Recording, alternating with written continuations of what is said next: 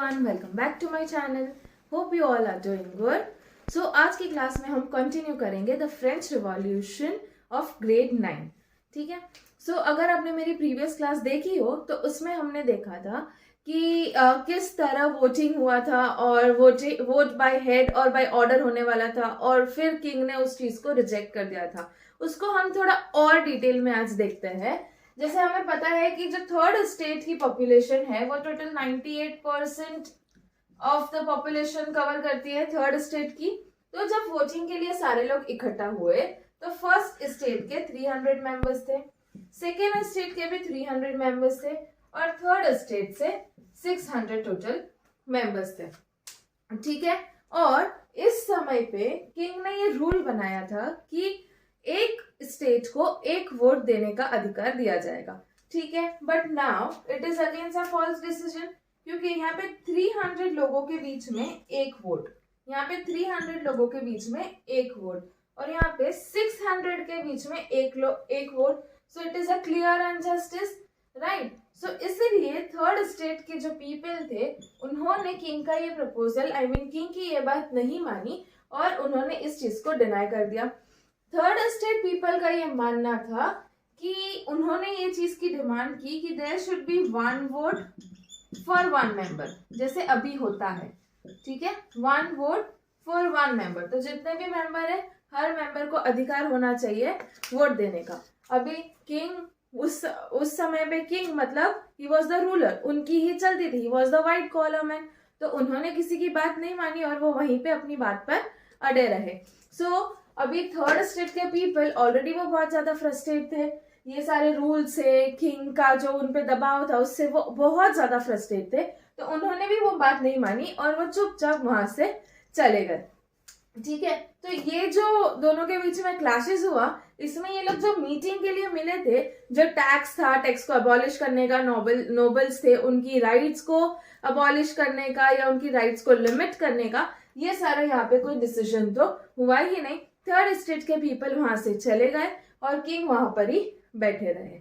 ठीक है. So this was about the voting system जो होने वाला था पर हुआ नहीं था. And it is also the part of the outbreak of revolution. ठीक है. इसके बाद अभी किंग ने तो थर्ड स्टेट लोगों की बात नहीं मानी और and he was the king, तो वो खुद भी सामने से अप्रोच नहीं करेंगे. तो उसके बाद का जो टॉपिक है आपकी बुक में, it is related to the meeting in the tennis court. ठीक है. The topic is related to the meeting in the tennis court. किसकी मीटिंग हुई? तो थर्ड स्टेट पीपल की मीटिंग हुई. कब हुई? तो 20 जून 1789. ओके. एक चीज यहाँ पे कि हम बोलते हैं कि हिस्ट्री बहुत बोरिंग सब्जेक्ट है, हिस्ट्री है तो उसमें बहुत सारी डेट्स याद रखनी पड़ती है.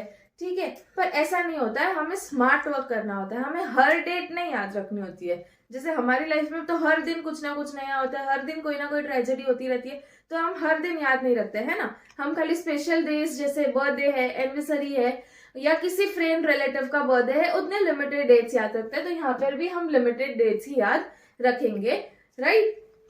So let us continue. Tennis court, third state के पीपल यहाँ पर जमा हुए थे. कब हुए थे? 20 जून 1789 को. अब क्यों हुए थे?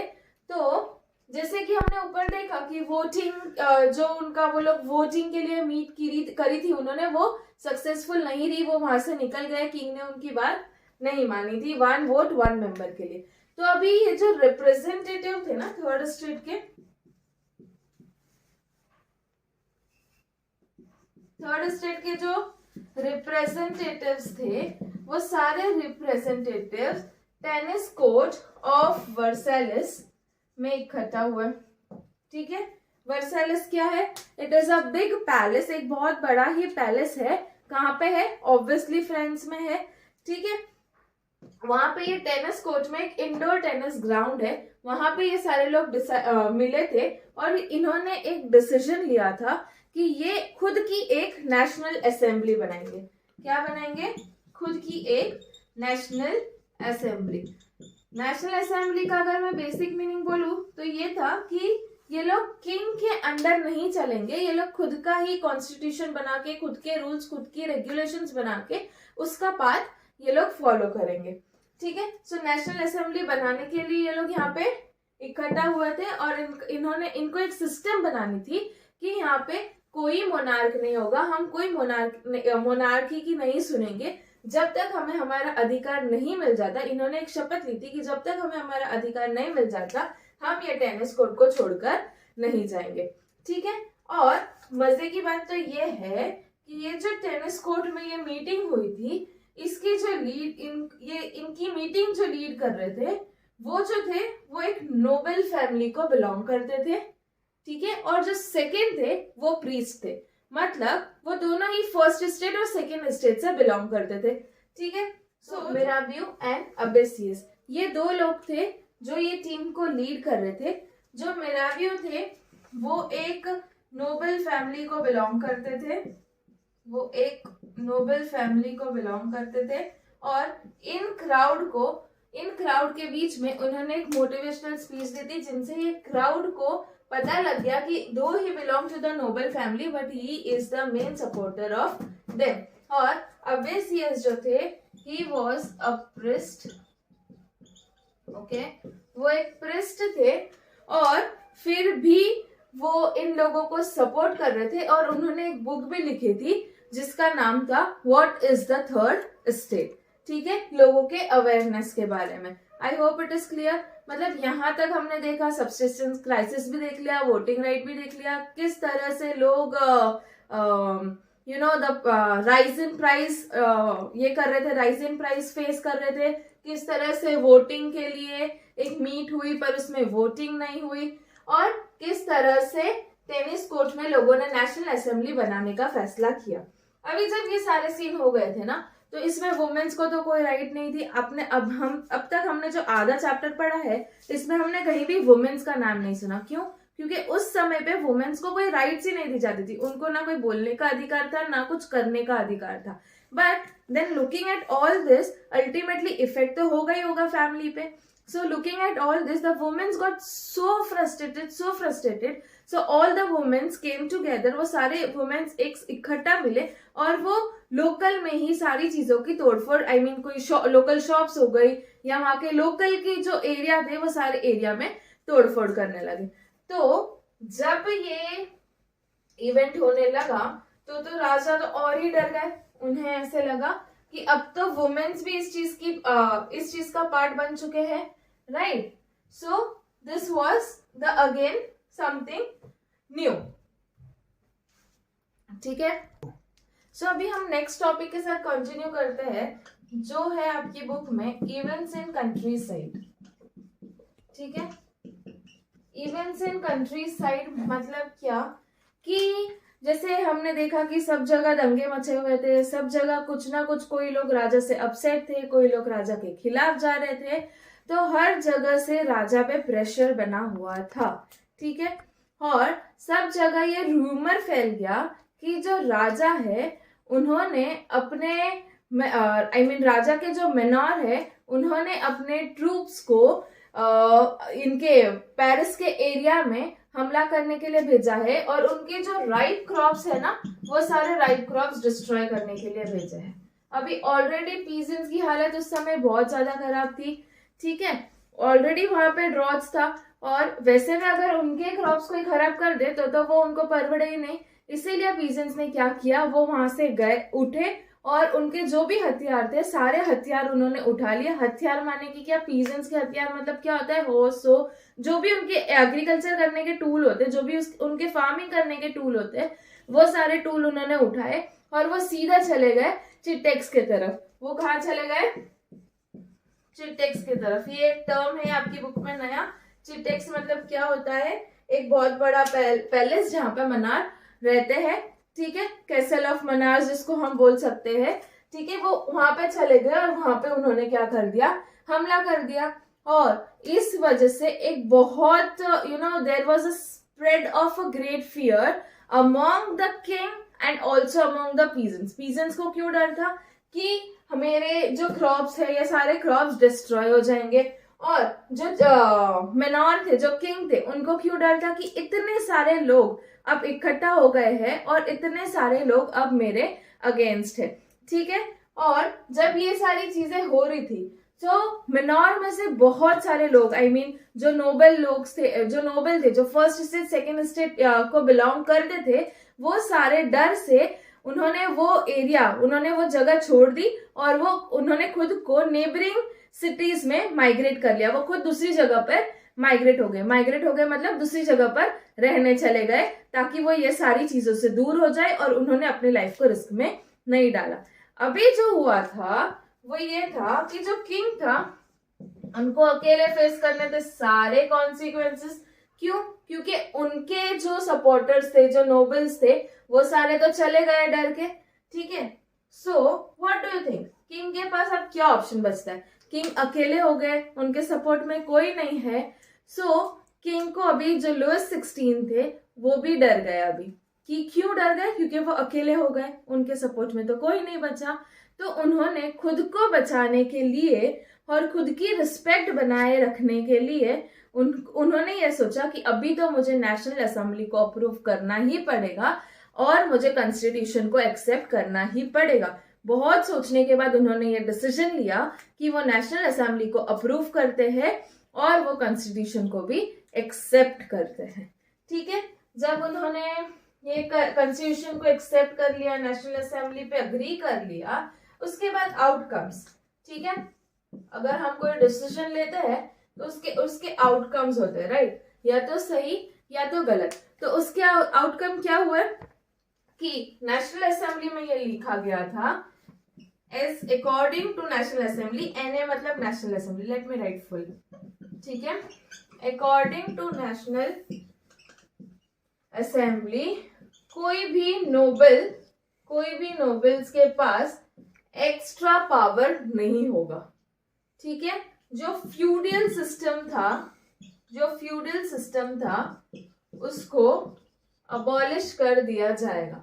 जो थर्ड स्टेट के लोगों पे टैक्स थे, जैसे कि टिट्स थे, राइट, फिर थे, ये सारे टैक्स को भी अबॉलिश कर दिया जाएगा। टैक्स भरने का, पर जो बनता है उतना ही भरने का, और सारे स्टेट के लोगों को इक्वली टैक्स स्लैब देना चाहिए। सारे लोग इक्वल टैक्स भरेंगे। ठीक है, और जो क्लर्जी के मेंबर्स थे वो लोग जो अपना अलग ही प्रिविलेज एंजॉय करते थे, वो सारों पे भी उन्होंने लिमिट लगा दी या उनको भी उन्होंने अबॉलिश कर दिया था। ठीक है, फिर चर्च के पास जो राइट थे, चर्च के प्रीस्ट के पास जो राइट थे, डायरेक्ट जो वो पीजेंट से टैक्स लेते थे, उस चीज पे भी उन्होंने उस चीज को भी उन्होंने अबॉलिश कर दिया था। ठीक है, आई होप सो। ये सारा होने के बाद अब हम देखेंगे कि किंग ने तो ये बात मान ली, किंग ने तो लोगों की बात मान ली, नेशनल असेंबली को, कॉन्स्टिट्यूशन को एक्सेप्ट कर लिया। So it means that France became a constitutional monarch. अभी आप सोचेंगे कि इसमें कॉन्स्टिट्यूशन भी वर्ड आ रहा है और मोनार्क भी वर्ड आ रहा है। यहाँ पर कॉन्स्टिट्यूशनल मोनार्क मतलब हम किंग को कंप्लीटली अबॉलिश नहीं करते हैं या किंग के रूल को कंप्लीटली स्टॉप नहीं करते हैं, बट द थिंग इज कि किंग डायरेक्टली कोई डिसीजन नहीं ले सकता। अगर किंग को कोई डिसीजन लेना है तो वो जो एक फॉर्म्ड असेंबली है या गवर्नमेंट है वो उनसे कंसर्न करेगा, या गवर्नमेंट को भी कोई डिसीजन या असेंबली को कोई डिसीजन लेना होगा तो वो किंग को बीच में रख के किंग के साथ बात करके डिस्कस करने के बाद ही वो डिसीजन लेगा। ठीक है, so finally the national assembly was drafted. The National Assembly was drafted in the year 1791. In which year? 1791 में नेशनल असेंबली को ड्राफ्ट किया था, और इनका मेन ऑब्जेक्टिव ये था, नेशनल असेंबली का मेन ऑब्जेक्टिव ये था कि किंग की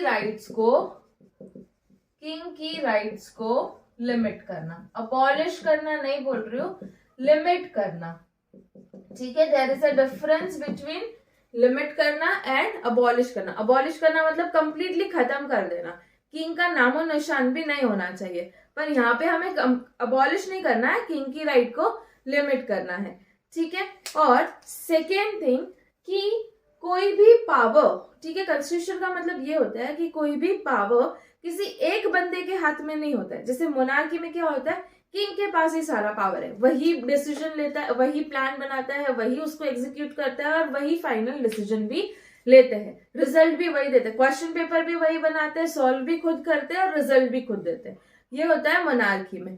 पर जब कॉन्स्टिट्यूशन बनी, जब असेंबली बनी और जब कॉन्स्टिट्यूशनल मोनार्क फॉलो किया जाएगा, तो जो इनके पावर्स थे ना, जो इनके पावर्स थे, जो खाली किंग के पास थे, वो 3 पार्ट में, 3 अलग अलग डिपार्टमेंट में या 3 अलग अलग ग्रुप में डिवाइड हो जाएंगे। कौन से 3 डिपार्टमेंट है? तो लेजिस्लेचर, ठीक है, सेकेंड है एग्जीक्यूटिव और थर्ड है जुडिशियरी। ठीक है, ये हमने लोअर ग्रेड्स में भी ये 3 टर्म बहुत बार सुने हैं। ठीक है, लेजिस्लेचर मतलब क्या?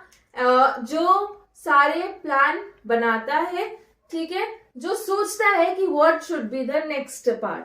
ठीक है, एग्जीक्यूटिव मतलब क्या होते हैं? जो प्लान लेजिस्लेचर ने बनाए हैं वो प्लान को एग्जीक्यूट करना।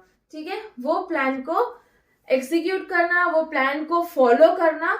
और जुडिशियरी क्या होता है? ये चेक करना कि वो प्लान जो है या वो जो डिस्कशन हुआ था वो फेयरली जा रहा है कि नहीं, उससे हम जस्टिस कर पा रहे हैं कि नहीं। बेसिकली जुडिशियरी का काम हमको पता है कि वो जस्टिस का होता है।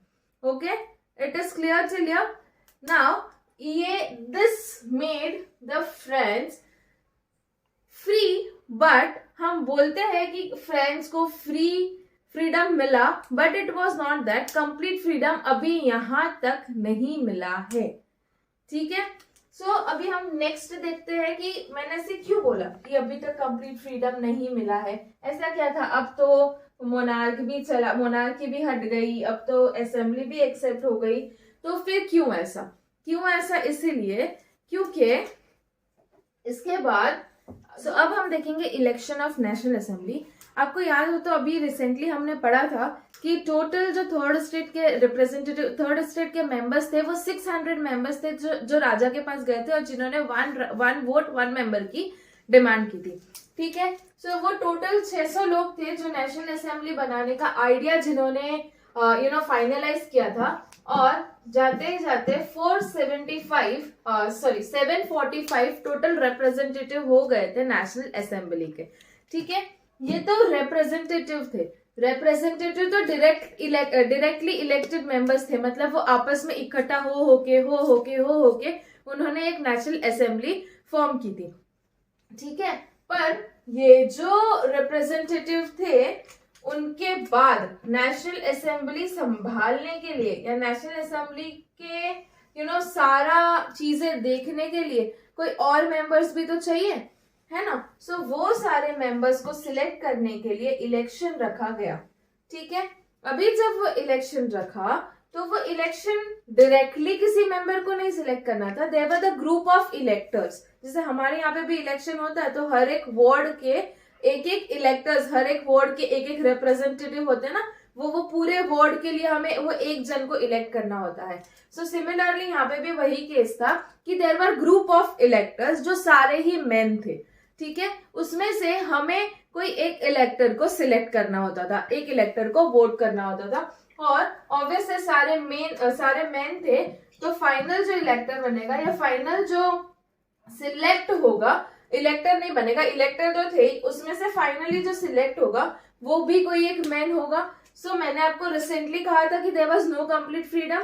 नो कंप्लीट फ्रीडम कहाँ था? यहीं पे था। हर जगह पे मैन, फीमेल या वुमेन्स के बारे में कहीं भी कोई बात नहीं करता था, और बोलते थे तो भी क्या बोलते थे? मेन एंड सिटीजन्स, फीमेल के बारे में नहीं बात करता था। ये मैं आपको इतना जोर इसलिए डाल रही हूँ क्योंकि आगे फीमेल्स पे पूरा एक टॉपिक हम पढ़ने वाले हैं, जो कि जैसे फीमेल का रोल क्या था नेशनल असेंबली में या फ्रेंच रिवॉल्यूशन में, या किस तरह से उनको ट्रीट किया, जो भी है वो हम आगे नेक्स्ट क्लास में देखेंगे।